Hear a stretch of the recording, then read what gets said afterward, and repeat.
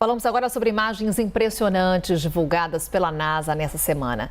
As primeiras capturadas pelo James Webb, o principal observatório de ciência espacial do mundo, desenvolvido em parceria com a Agência Espacial Europeia e a Agência Espacial Canadense. Falamos mais então sobre essas descobertas desse potente telescópio com o Rogemar André Riffel. Ele é astrofísico da Universidade Federal de Santa Maria. Rogemar, muito obrigada por nos atender. Uma boa tarde. Boa tarde, Carol. Boa tarde, Tainá, e a todos que nos assistem. Rogemar, claro que eu quero falar sobre essas imagens super detalhadas, além de belíssimas, claro. Mas antes, eu queria falar um pouco sobre esse super telescópio, o James Webb. Ele é um super telescópio, como eu falava. Ele é tido como o herdeiro do trintão Hubble. E aí eu te pergunto, Rogemar, qual que é a grande diferença, a principal peculiaridade dele em relação a esses telescópios que o antecederam? Na verdade, o telescópio James Webb, ele funciona numa faixa de frequências diferente do telescópio espacial Hubble. O telescópio espacial Hubble, ele observou e ainda observa, ainda tem equipamentos funcionando, principalmente na luz visível, o que nós conseguimos enxergar com nossos olhos. O telescópio James Webb, ele opera na região infravermelha do espectro. Então, ele consegue enxergar regiões mais obscurecidas por poeira interestelar, por exemplo. Além disso, ele é bem maior do que o telescópio Hubble. Ele possui um espelho de 6,5 metros de diâmetro, comparado com 2,4 metros de diâmetro do telescópio Hubble. Então, quanto maior o espelho, maior é a capacidade desse telescópio de coletar luz, né? A gente pode fazer analogia com antenas de recepção de sinal de TV, por exemplo, né? Então, um telescópio funciona mais ou menos da mesma forma. Rogemar, agora a Tainá Farfan falando com você. Enquanto você falava, a gente acompanhava algumas imagens, são realmente impressionantes. A gente até chegou a mostrar algumas outras imagens durante a programação. O que muda? Qual que é a relevância, né, do funcionamento desse telescópio, dessas imagens que foram registradas? E o que traz de novidade em relação ao que a gente já tinha anteriormente?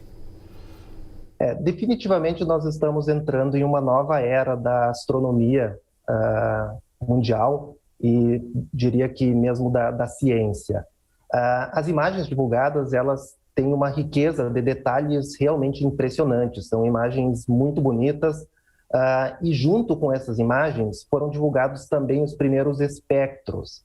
E essas duas técnicas, o imageamento e a espectroscopia, são bastante complementares, elas nos permitem entender como que o gás, a poeira, as estrelas, estão distribuídas e como que elas se movem no universo. Então, certamente o telescópio James Webb causará uma revolução no nosso entendimento do universo como um todo. Não baseado somente nessas primeiras imagens, mas com todos os projetos que serão executados nos próximos 10 anos, que é o tempo previsto de funcionamento desse telescópio. Rogemar, quais são aquelas perguntas que o James Webb pode, por exemplo, nos responder? Ele tem, por ser um projeto de grande porte, ele tem várias perguntas que ele deverá tentar buscar respostas.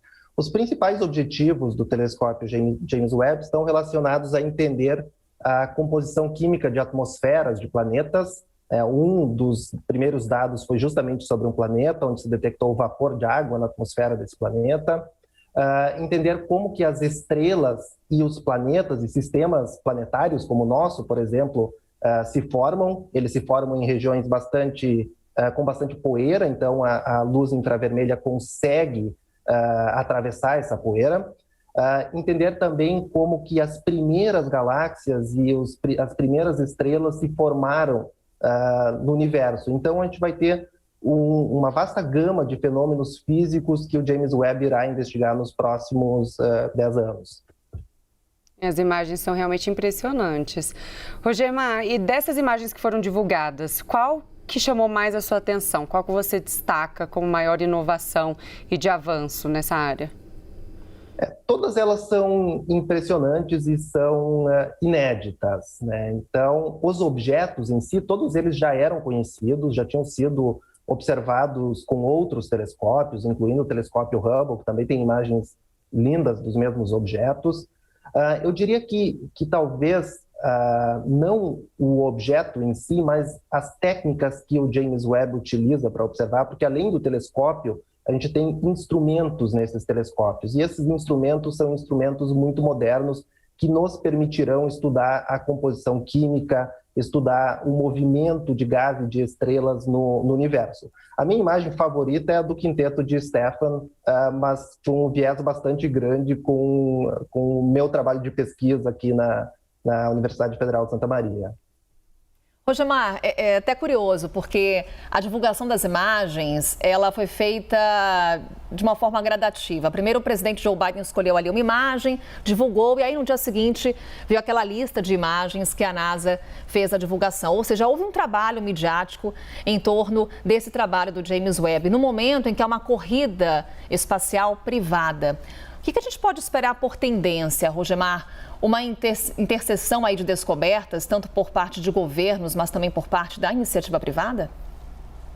O telescópio James Webb, ele é financiado totalmente com recursos públicos, não brasileiros, mas da agências espaciais canadense e europeia. E a grande parte da ciência básica no mundo todo é produzida dessa forma. Essas missões privadas, elas em geral não estão interessadas tanto na ciência em si, mas, por exemplo, em turismo espacial e coisas de outro tipo. Então, eu diria que não há uma competição entre as duas formas de fazer missões espaciais, mas a maior parte da ciência básica, como é a astronomia, que nem sempre tem aplicação imediata para a sociedade, embora o desenvolvimento científico e tecnológico que tem por trás da construção de um telescópio como o James Webb resulta em tecnologias que a gente passa a utilizar no nosso dia a dia.